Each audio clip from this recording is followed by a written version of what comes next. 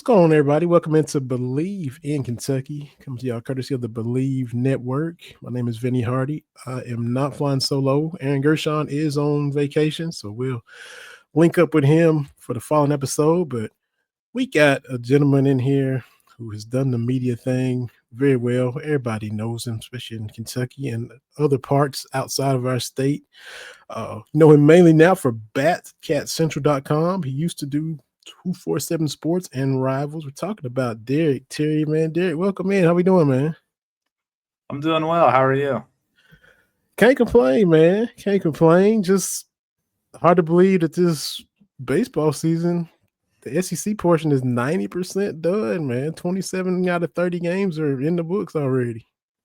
It goes by quick. I mean, especially whenever you count in the college basketball calendar. And I think a lot of folks probably don't even really get tuned in, because the weather too. That's another big factor. Like the weather, especially this spring, was not very good all spring. So you kind of look up and it's like, man, the season's already over. And yeah, I mean, like you said, last night against Northern Kentucky was their final regular season home game. I'm going to assume probably their last home game period for this season, unless they just go nuclear down the stretch right here.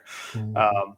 So yeah, you look up and it's mid-May already, and it's basically over. But the fun parts are coming up with the postseason. Yeah, that's for sure.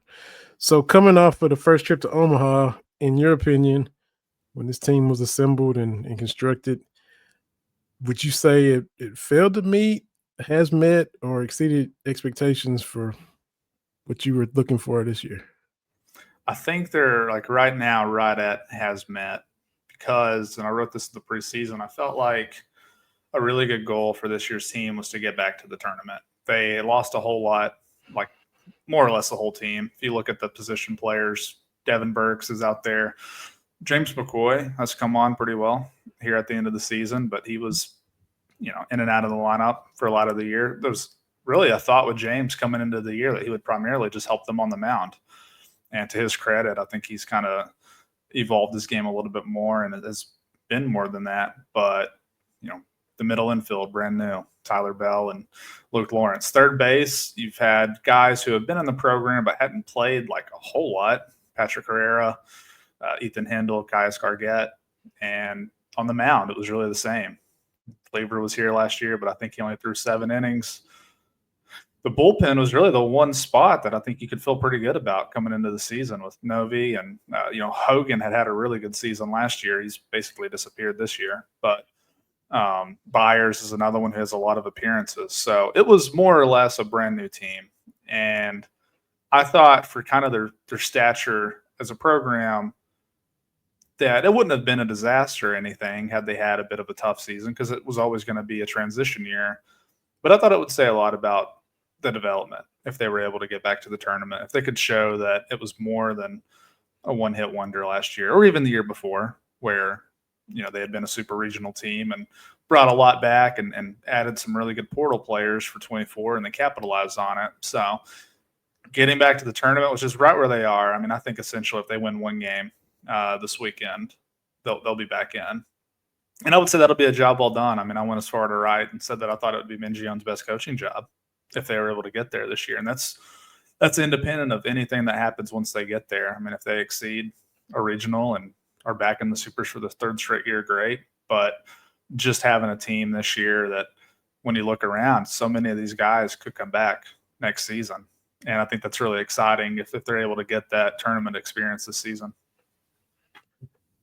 I'm not trying to beat the kid up, but you always kind of like you see it. Follow you on Twitter if you feel the need to criticize. You do, regardless of the sport or you're a fan of or whatever.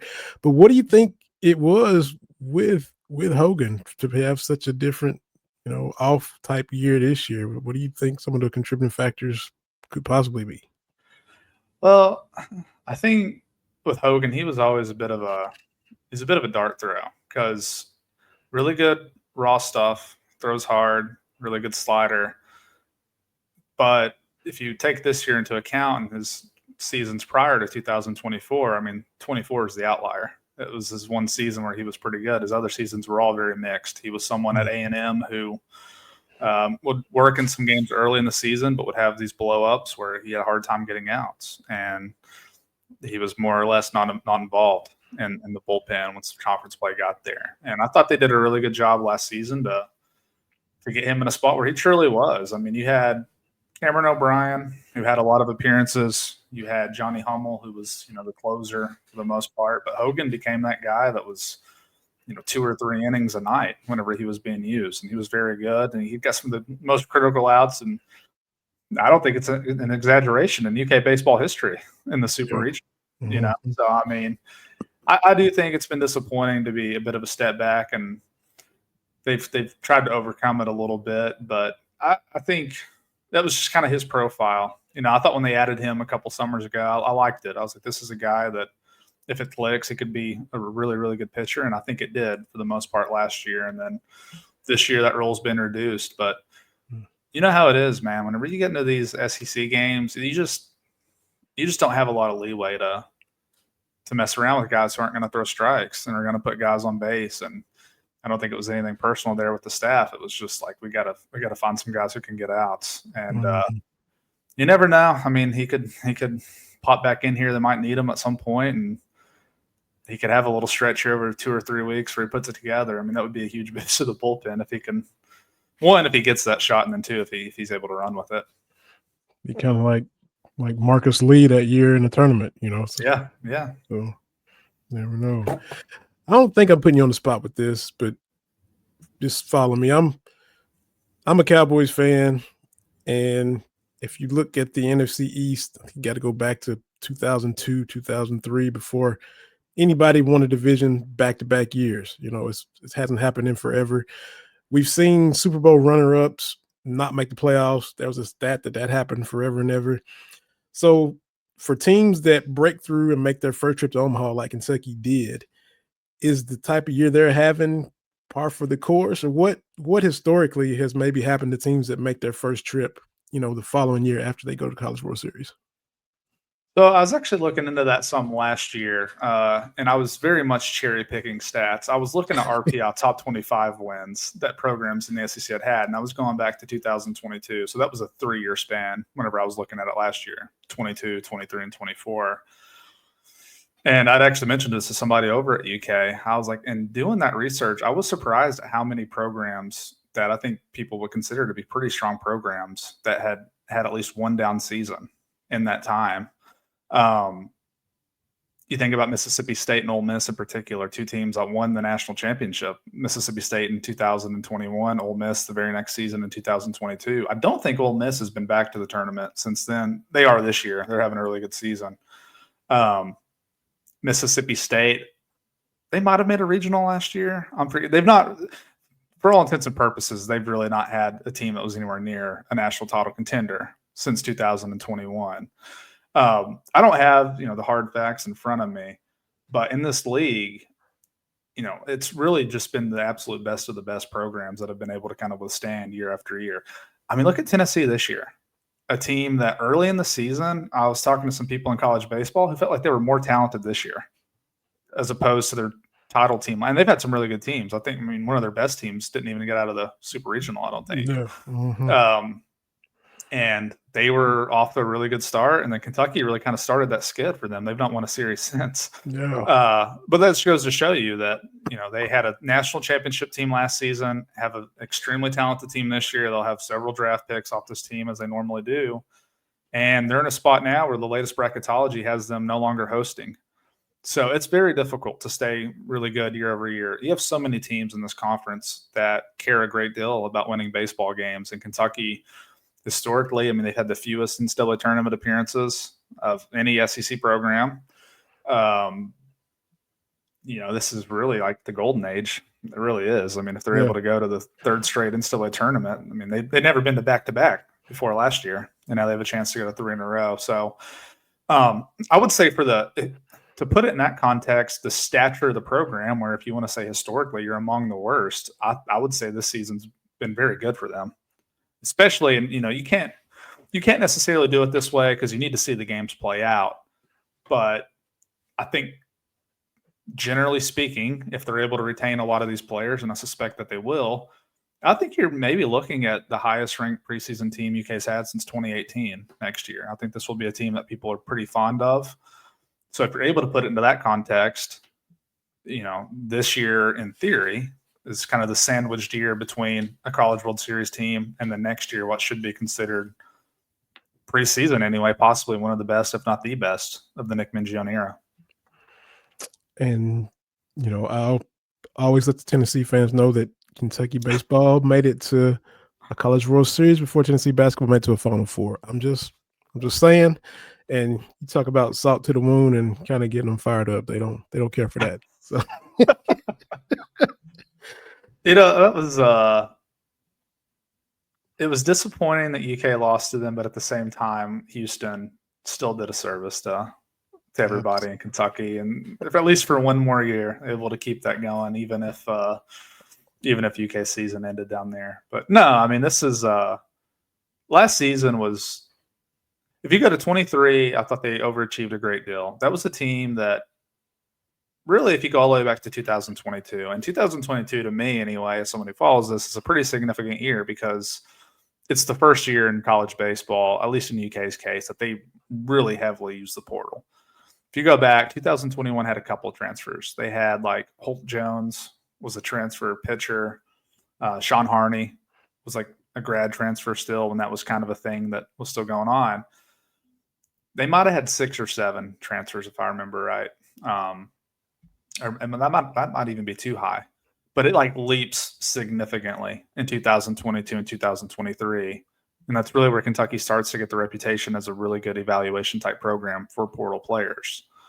24 was a pretty good mix. And, I think that this is going to be the first time this upcoming offseason that like they might not have to use the portal as much. They finally reached the point as a program that they should be able to retain. They should be able to develop the pieces that are already here. And it's kind of working. I wrote it in my notebook last week.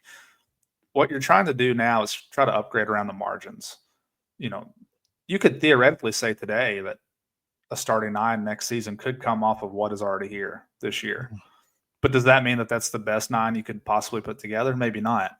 And that's where the evaluation part will have to come in for the coaches to say, okay, we might be able to roll the dice with somebody here. We can say, internal development, we feel good about them, this or that.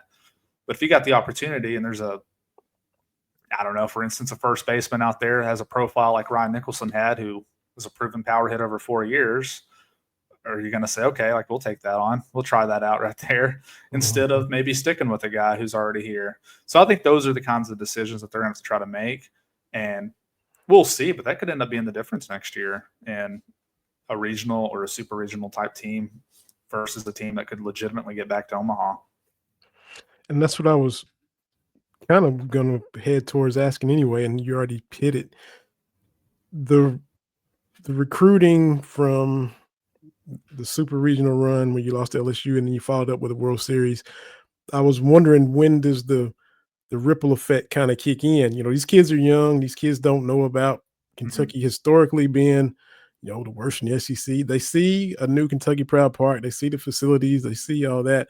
So I was just wondering, in your opinion, when would maybe the fruits of the labor of making it to Omaha trickle down to the recruiting? And you're sounding like maybe next year might be the year for that.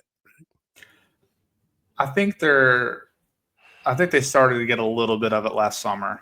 A little bit. It'll still be more moving forward. They've changed the rules in college baseball recruiting for the better, where kids really don't commit anymore until their junior year. They used to be crazy. Like it was kids in 8th grade, were off the board before they were even in high school. Billy Gillespie stuff. Yeah. And because of that, you would see a lot of guys who didn't get dropped, later on in their high school careers because they committed when they were 14 years old. And by the time they were 17, they might not have been among the best anymore. And last season or last summer, I think they started getting a little bit more pop in the Midwest. I'll give you another example locally. A kid like Owen Jenkins, who was committed. He was one of those kids I was just talking about who was committed to Louisville in 9th grade, probably his freshman year, and decommitted there in August or September and ended up committing to UK. I had an interview with Owen.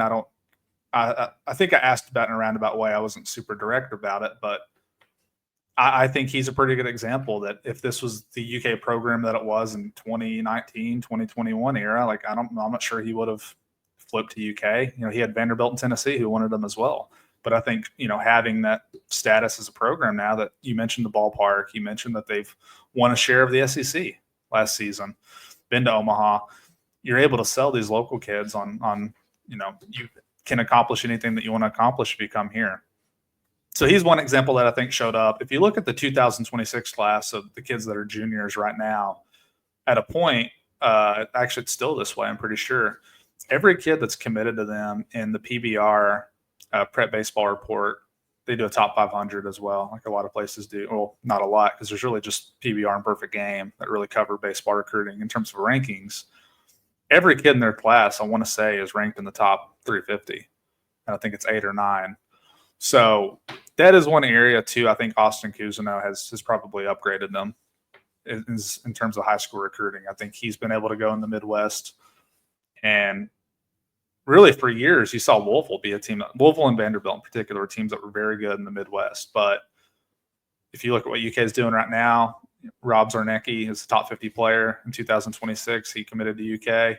Aiden Smith is a top 100 player. He's a pitcher. Both those kids are from Indiana.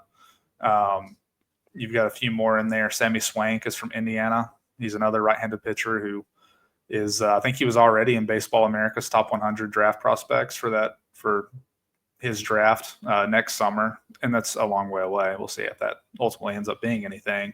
But basically, you're getting the kinds of players that you want to get. You want to have guys. It's always that fine line in baseball recruiting. You don't want to load up on like 4 or 5 guys that you just have no prayer of getting to campus. But at the same time, like you could have cases like Tyler Bell. They're rare, where a kid gets drafted that high and is clearly a very, very good player and he still chooses to come to school. But you want to kind of put yourself in a spot where you can get as many of those guys as possible. Because if you get 2 or 3 that slip through and end up at your school for 2 or 3 years, I mean, those are the guys that you can kind of set the backbone for very, very good teams. So I just mentioned Bell. He was another example. Bell committed to UK after Cousineau, very soon after Cousineau joined the staff. It was the same summer that he got hired. And, I don't think they get him if they don't hire Cousineau. So that's a good example of a kid that paid off immediately and will ultimately still be a few years away from judging that full body of work, because that has been one aspect of the Mingione era that if you just go by the numbers, they've had a hard time, recruiting high school players. It doesn't mean they've struck out on everybody. Austin Schultz was a really good high school player. John Rhodes had a bit of an interesting career because of COVID in there, and they changed the draft day, so he ended up being draft eligible a year earlier than they thought he would. And his season was just okay, but he had so many raw tools that he still signed for like $1.3 million, I think, with the Orioles. So, and I'll give a shout out to Chase Eastout, Corbin kid, had a good career at UK in 2022. He's one of their better players. So they've had good cases. It was just by and large, like once they were able to get the portal, like they were just better at that. It was easier to recruit kids for them. They had more data points. It's pretty astounding the amount of information you have to recruit college players versus high school. And that's probably the same way now in every sport with the advanced analytics. But I feel like when I was over there in 2022, I think it was, and just kind of seeing the process, I was like, man, like with these accounts, you can see how kids hit on every fastball they saw for the season that was 93 miles per hour on the inside half of the plate. Like there's just, it really kind of mitigates the risk a little bit. You still never know. But in terms of high school recruiting, I think they just made a focal point at that point in time with where they were as a program needing to start winning more games. It was like, this is the best way to do it. And I do think the overall, and this is kind of leading to something different, not trying to ramble too much, but like they're signing fairly big high school classes again, where that was not the case a few years ago. So I'll be curious to see if this is kind of the direction they're going, because it does tie back in, if theoretically the pool of high school players that they're able to get is much more talented than what it was 5 years ago, how deep do you dive into that versus still staying balanced in the portal? And for me, as someone who follows this pretty closely, it's kind of what I'm fascinated with right now. It's good stuff, man. We've talked about Mississippi State already. We mentioned them and Ole Miss there a few minutes ago, but unless I've missed something, but Mississippi State made a change effective immediately at Mhm. head coach. Do you think they come and kick the tires on Minge again? Have they already done so? What do you think happens if you had to guess once this season ends? I don't think so. I mean, I would never say never to anything. I just don't see it with Mississippi State. The biggest thing right now is his buyout for a college baseball coach is kind of enormous, honestly. Like it's at 6 million right now, which is I asked somebody who used to work in college baseball. And I was like, "Hey, man, like if you were to compare this buyout of 6 million to like a SEC football coach, what would you say?" And he said he guessed it'd be around like 15 million was the equivalent. He's Yeah. like, "This is untouchable, more or less." I think Mingione's very comfortable here at UK. I think he loves working for Mitch Barnhart.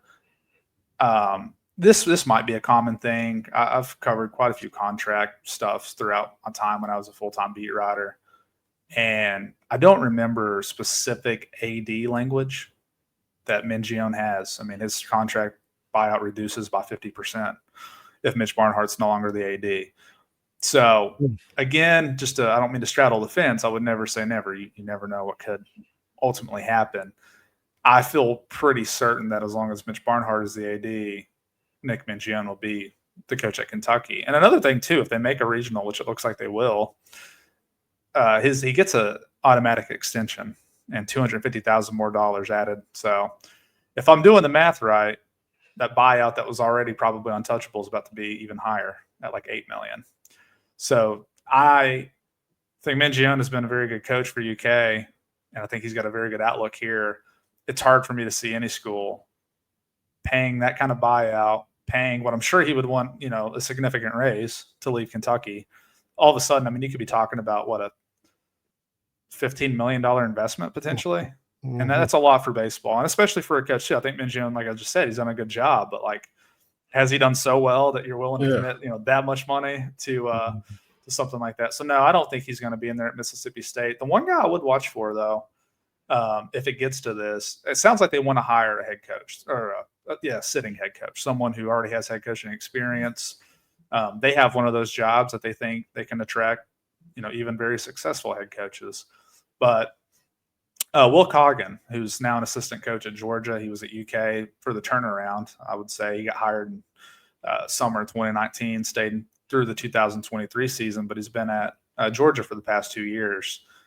If they get into a point where they don't really like their head coaching options anymore, I think Will would I know for a fact he'd take the job. So I mean he could be somebody to watch though if you're just looking for more SEC ties. And it's kind of wild how much that Mississippi State job in UK kind of overlap to some extent with Yeah. Mingione spending a lot of time there and John Cohen, obviously. And that's really where it starts because Cohen hired Will Coggin and Mingione ultimately hired Coggin here because they knew each other through that. But uh, I'll be curious to see if they're able to land any of kind of the premier coaches that they want.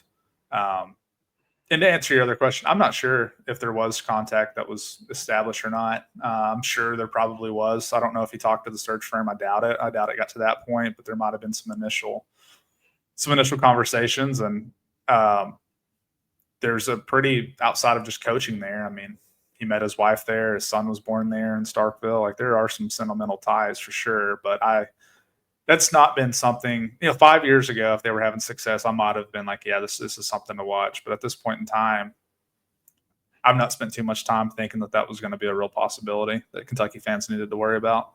Mhm. Makes sense. Makes sense. Um, mm, won't spend a whole lot of time because I don't want to torture you, man. But your Reds, are y'all still? Because I'm a Braves fan. Most of Kentucky are Reds fans, just like yourself.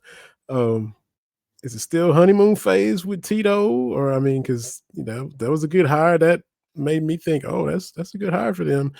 Where you guys at? And I see your frustrated tweets. They just had a series with the Braves. I see you talking about the offense. I saw you last night. I Yeah, don't know if they won or not, but they did um, not. They did oh, not that's win right. last night. Yeah, yeah, the White Sox. Um, yeah, where you guys at on Tito? in year one in Cincinnati? Well, I can only speak for myself. Tito, it's. I mean, I'm not going to spend too much time on him. If we want to say it's a reflection of him, then by all means, I guess. I've watched some really bad Reds teams, like teams that lost 100 games, seasons that you knew were over basically from the opening day when it started. This team shouldn't be that way. This to me, and this might be a little recency bias. I don't think it's that bad a recency bias. They are not. They might not be the most talented team in the league, but they're not talentless either. Ellie De La Cruz is, if not already, he's going to be a great player. I think he already is an exceptionally good baseball player. McClain's having a bad season, but I wouldn't say he's a bad player. They've had injuries, yes, but Hunter Green is turning into the star that I think people thought he could be when they got drafted high. All the starting pitching has been really good. What's frustrating to me is just like, one, they're not that much fun to watch. Had De La Cruz not homered in the ninth inning last night, that would have been the 8th shutout of the season, and it's today. It would have been by May 13th if it had happened last night. That's brutally bad. Where you had that many games already where you couldn't score a single run. Yeah.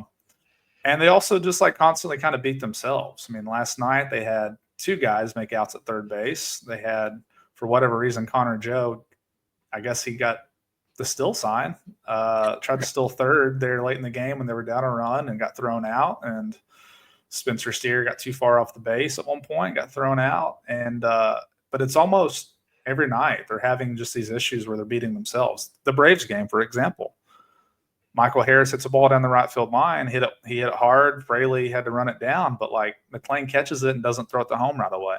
You know, that's not a ball that you should. A runner from first, it's Stuart Fairchild, a guy that I liked when he was a Red, but he shouldn't be able to score on that. Mm-hmm. You know, that's an aggressive send, you could say, and you can give credit to the Braves third base coach if you want, but if the Reds execute that well, he's out by about 4 steps. And that's the things I'm talking about, where they're just beating themselves. And this has been, I don't say this lightly, this has been one of the hardest teams to watch. They're not the worst team, you know, but they're in terms of just like, they're not like a smart or very good baseball team. And it's kind of disappointing, too, because they do have – I mean, Andrew Abbott was really good last night. Hunter Green's hurt now, but was, you know, I think putting himself truly as a Cy Young candidate. Lodolo's been pretty good. Singer started really well. He had a rough outing against Houston, but that happens. Sometimes you have guys that get roughed up here and there. But I'm a fairly optimistic fan, I would say, probably more than they deserve because I'm 30.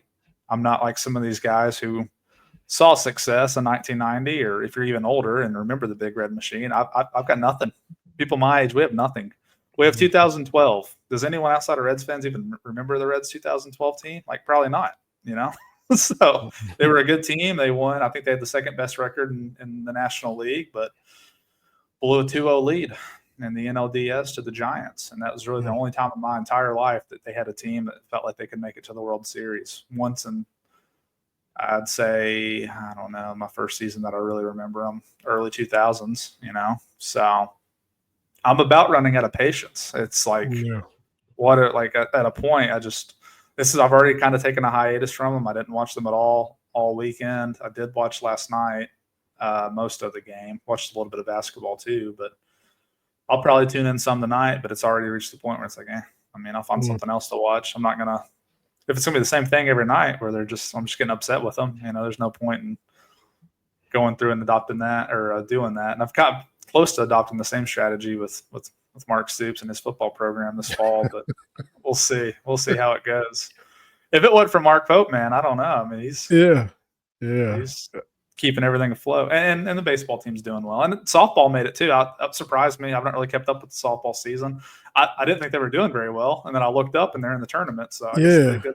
Like I mean, like the almost the entire SEC, I think in softball made the tournament just like in basketball. But as far as Kentucky, I think from Coach Lawson's standards, this was one of her down years. I think they were 13. I think they were 13 seed in the SEC tournament. So that makes you know kind of. I thought they only won like 7 games or something. Yeah, in the SEC. So it was a struggle for them, and you know I'm sure she's looking to improve on what just happened, and you know starting now, but definitely going into the next season for sure.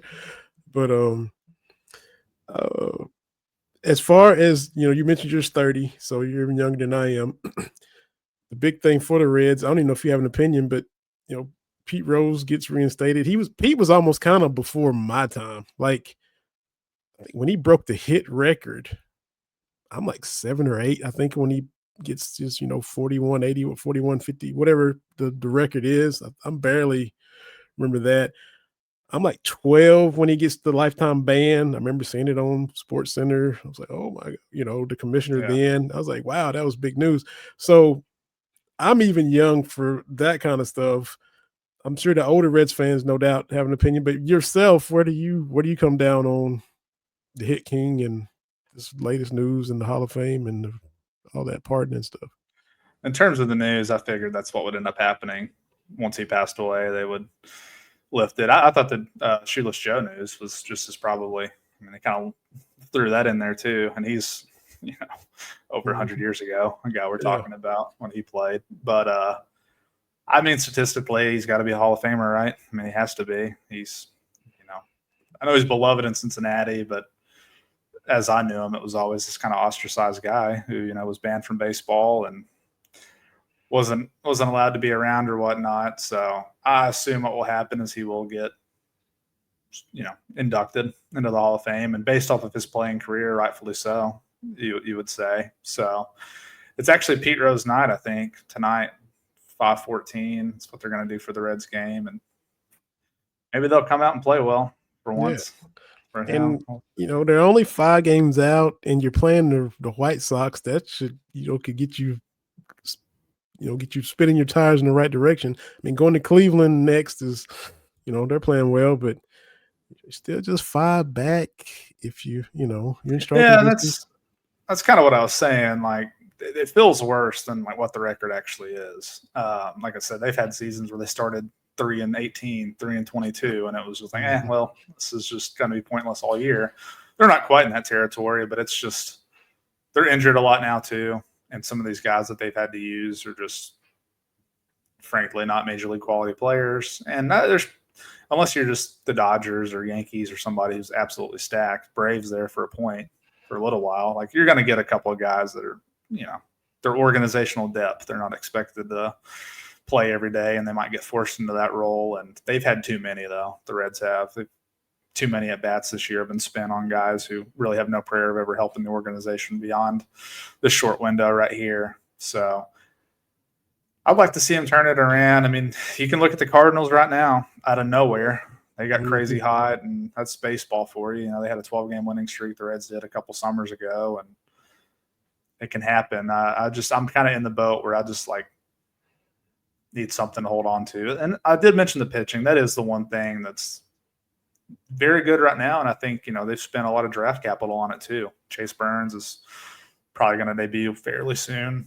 Rhett Lauder's been injured, but had he not been hurt to start the year, he's probably in the rotation. That's their last 2 first-round picks that are really should be adding to a position of strength already.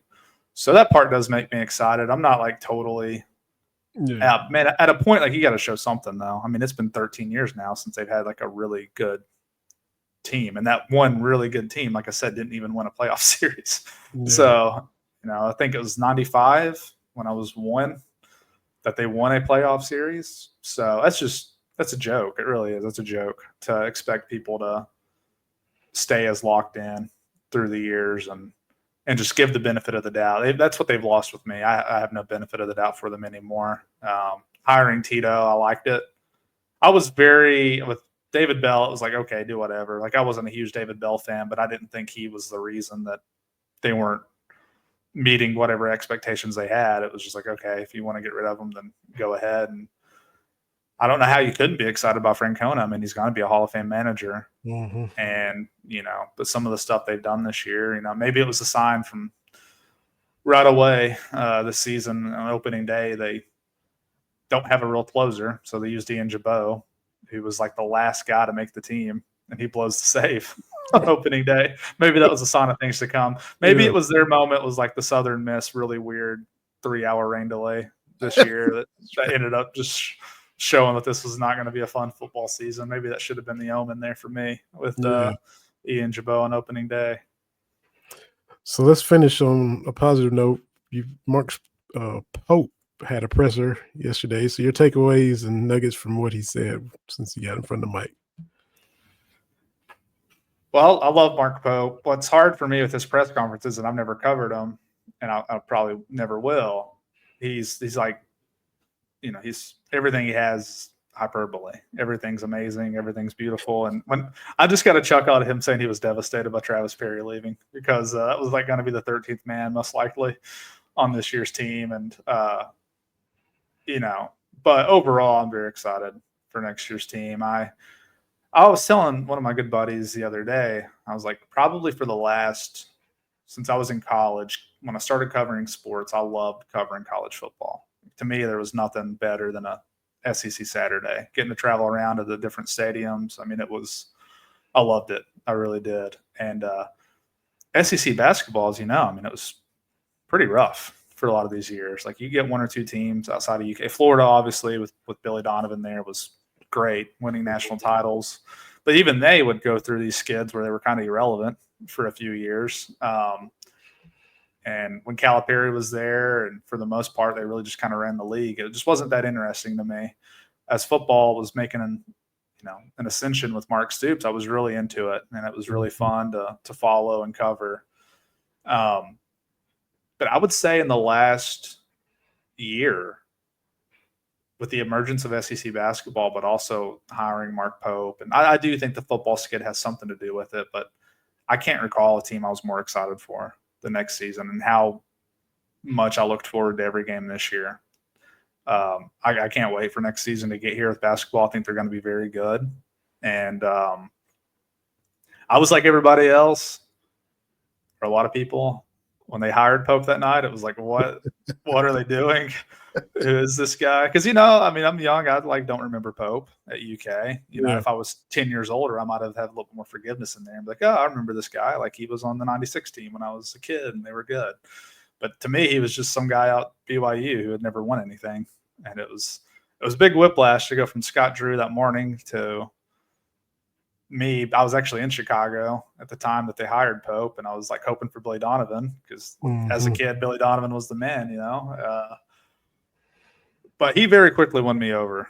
I mean, I was like everybody else. Like, by the next day, really what did it for me, which is crazy, Vinny, is that Rick Pitino video where he was sitting at his desk at St. John's, and I was like, you guys have hired the captain and this and that. And I was like, okay, like, I'm willing to give this a shot. And then by Sunday, I really wish I could have ultimately gone to Rupp Arena for that presser. I wasn't able to make it. I was flying back, but I was fully on board. And since then, I mean, I feel like I'm one of his big supporters, which his approval rating is still high.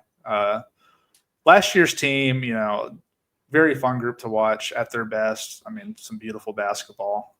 That Florida game was wild, and they had other really great games, beating Duke, just some real highlights from the season. But they had their flaws, and that showed over an 18-game SEC season, which was very strong. But I'm to the point, I'm not saying it's title or bust, this or that. That's not the expectations I'm giving them. But when I look at this roster he's put together, when I look at what a lot of other teams have lost in the SEC, I'm back to the point where I'm like, this needs to be an SEC title contender. This needs to be a team that is pushing for a high seed and is in a spot where hopefully on that second weekend is trying to get back to the Final Four, because it's been a minute. It's been a minute since they've been to the Final Four now.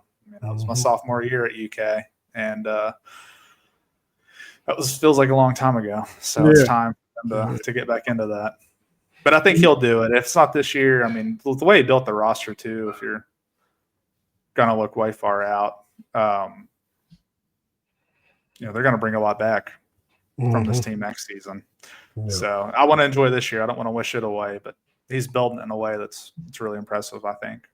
For sure. You mentioned the hyperbole and, everything is beautiful or elite or amazing and all that. But I think the thing that I hadn't really thought about that he said, just one little blurb, and I thought, the fact that he's, all those players in year two make a big jump. I get that. But he even talked about how much better he expected the staff to be together in year two. And I hadn't even, you don't even think about that. To me, the coaches are just the coaches. They're just doing what they do. But being together for a second year as a staff because he didn't know Alvin Brooks working with him in Hart, and he knew Feger, but and Fox, but all those guys together is cohesive as a staff. He could say, "Hey, we're gonna be better as a staff in year two." And I thought, yeah, that was cool. That was something that that kind of stuck out to me.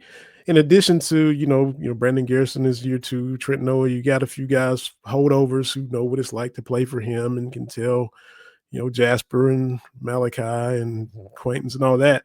But year two as a staff, I just thought that was a cool little nugget from yesterday. It is, and I think that might show up this summer too in high school recruiting. This staff as a whole being together, and Pope being much more of a, I guess he's a household name at this point. I don't know. I mean, he's a coach at Kentucky. I feel like anybody who's been the coach at Kentucky and got out of the first weekend, he should be one of the bigger names now in the sport.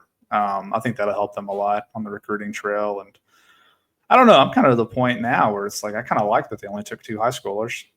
I think you should only, at a school like Kentucky, I think you should only sign guys that, and people make the argument, well, you're going to have like 15 roster spots, like use them all. But it's hard to manage. I think at a school like UK, I don't know that you really need to focus on freshmen that aren't going to help you right away. That doesn't mean they have to be one and done top 10 players all the time, but Jasper and Malachi's a little trickier because you got Garrison there. If Quaintance is healthy, and I suspect he will be fairly early on, he's probably third in line already. But Jasper might not start, especially if Owe's back. I think for certain he probably won't start. But you could see a role being there. Like, you got to sign guys, I think, that are going to be for sure contributors, or at the very least, like, you can project by year 2, this is someone who could take a really big leap. So I like that. I like how he built the team this year. You sign a lot of transfers that are like sophomores or freshmen even. Cam Williams, played 1 year at Tulane. He's got 3 years left. But Diabate, Lowe, I'm forgetting a few. Aberdeen.